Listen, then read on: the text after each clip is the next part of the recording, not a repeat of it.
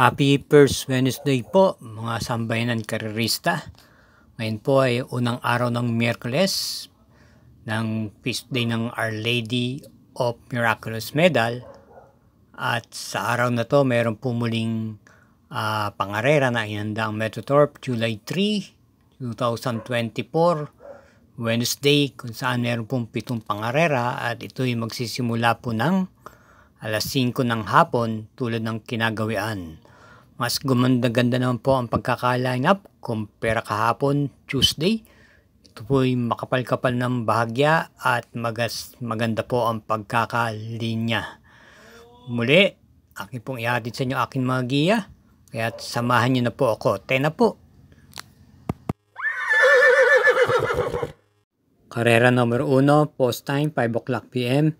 Distance 1,200 meters, ang class 5, split group 6 to 10.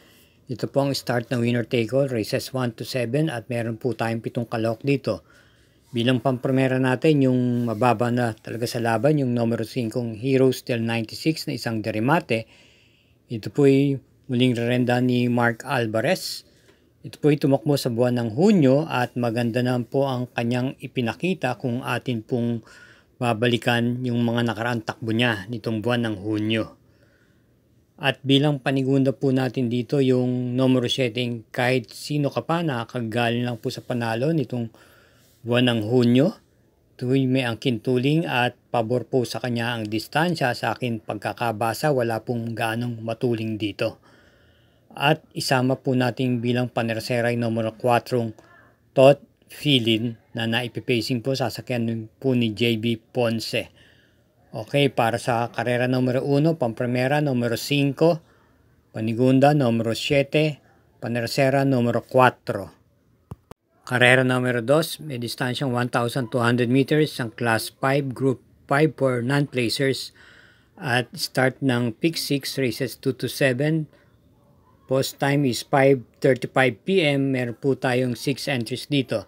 At yung pampremera, yung kalahok numero 1, Imperial Queen. Ito po ay dumarating na po ng tersera hanggang 4th pwesto nitong buwan ng Hunyo. At siya ay papanubayan po muli ng kanyang regular rider ni JD Calagos. Ito po ay naipipacing at pwede pong iparimate. Bilang panigunda po natin dito yung kalahok numero 2, Super Hawk. Nararenda naman po ni AP Nabarosa. Kaya para dito sa karera numero 2, pampremera numero 1, panigunda numero 2. Karera numero 3, start ng peak 5, races 3 to 7. Isang class 4, split 16 to 21 group, may distansyang 1,200 meters. Meron po tayong 8 kalahok dito. Pampremera, yung kalahok numero 7, BG, na muling renan po ni JB Bakaykay. Ito'y kagagaling lang po sa panalo noong June 21, kung saan ito po'y pwedeng i-pacing at isabay sa unahan. Ito po'y nanalo at tinalo niya po si Hanglus at work from home sa naturang karerang iyon. At bilang panigunda po natin dito yung numero 8 Top Tiger na may angkin din naman tuling at pabor sa kanya ang distansya. Maganda na po ang kinilos nito at rendan po siya ngayon ni Mark Alvarez. Ito po ay dumating po ng tersera pwesto sa isang mabigat na laban noong June 16 sa karerang pinalunan po ni Darna at nasigundong full combat order. At bilang panersera, isama po natin yung derimating numero 1 Mythic Layla na papanubayan po ni E.G. Guerra. Kaya para dito sa karera numero 3, pampremera, yung kalahok numero 7, panigundo numero 8, at panersera yung numero 1. Karera numero 4, start po ng peak 4, may distansyang 1,200 meters, isang class 5, split group 6 to 10. Meron po tayong 8 entries dito. Pampremera, yung kalahok numero 6, Rancheros. Gamay po ito ni si Penson. Ito po ay naipipacing at naisasabay po sa harapan. Tumakbo po ito noong May 29, kung saan dumating lang po ito ng 4th pwesto sa kabayong nalong Kipitaki at nasigundang Magnolia Ashley. Panigunda naman po natin dito yung kalahok numero 8 Douglas Fear. Nararendahan naman po ni JB Guerra. Ito po ay naipipacing at dumating po ito ng segunda pwesto noong June 21 kay Tenacity. Panersera naman po natin dito yung kalahok numero 5 Carolina Bell na papanubayan po ni JB Ponce.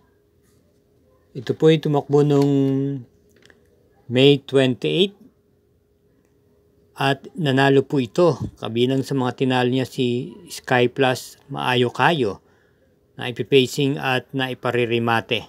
Kaya para rito sa numero 4, Pamprimera, kalahok numero 6, Panigunda yung numero 8 at Panersera yung numero 5. Mga katrokis, pabor naman po. Huwag po tayong makakalimot, mag-subscribe, pakishare na rin po at i-hit po ang like button at kung hindi naman po na panoorin po naman natin yung mga ads. Salamat po. Karera numero 5, isang class 5, split group 6 to 10. May distansyang 1,200 meters, 7 entries.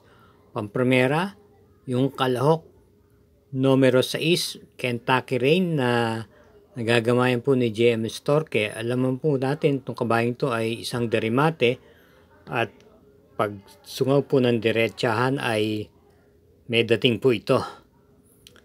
Bilang panigunda naman po natin dito yung kalahok numero 1 Spaghetting pababa na papanubayan ni J.A. Guse.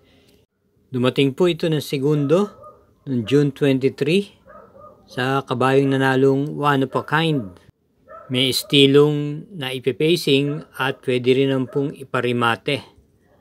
At bilang panersera po natin, isama natin yung numero 5 Bright Mind na may angkin tuling at medyo pabor naman po sa kanya ang distansya.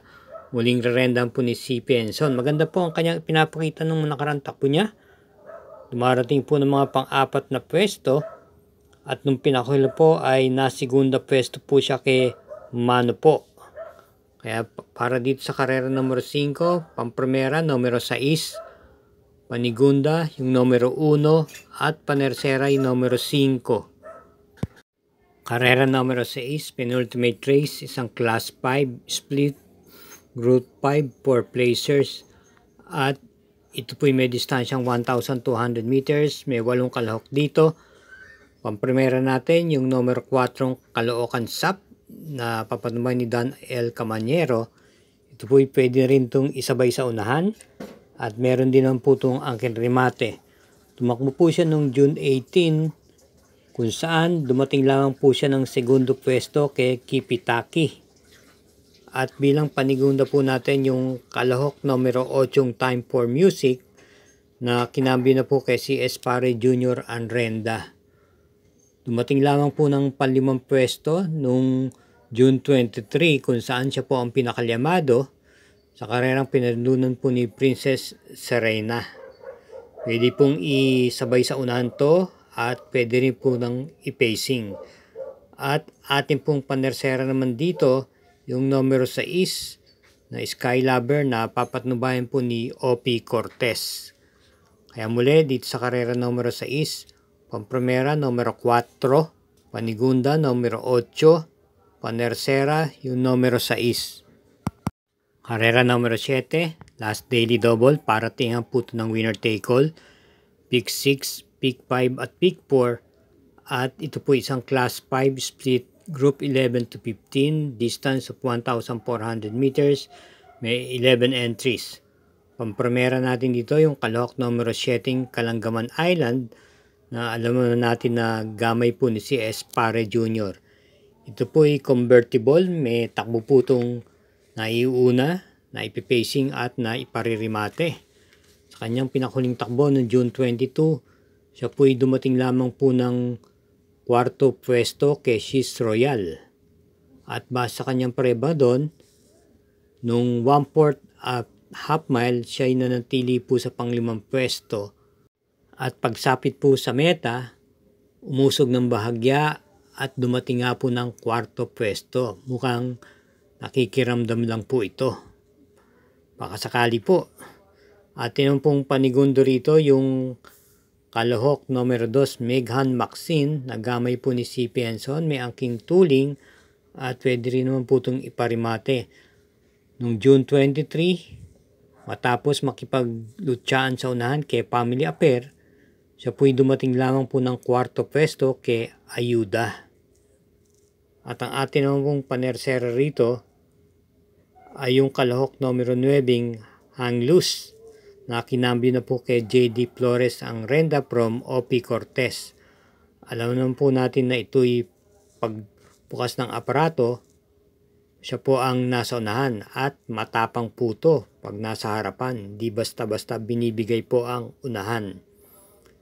Kaya para dito sa karera numero 7, pampremera numero 7, panigundo numero 2 at panersera numero 9. Ano mga katrokis, dito naman tayo nagtatapos. Kahapon po, Tuesday ay naglemado. Kaya hinay-hinay lang po tayo.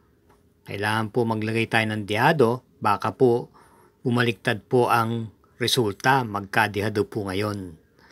Good luck po at again, thank you for watching at pakiingat din po sa ating pag-uwi. Salamat po muli.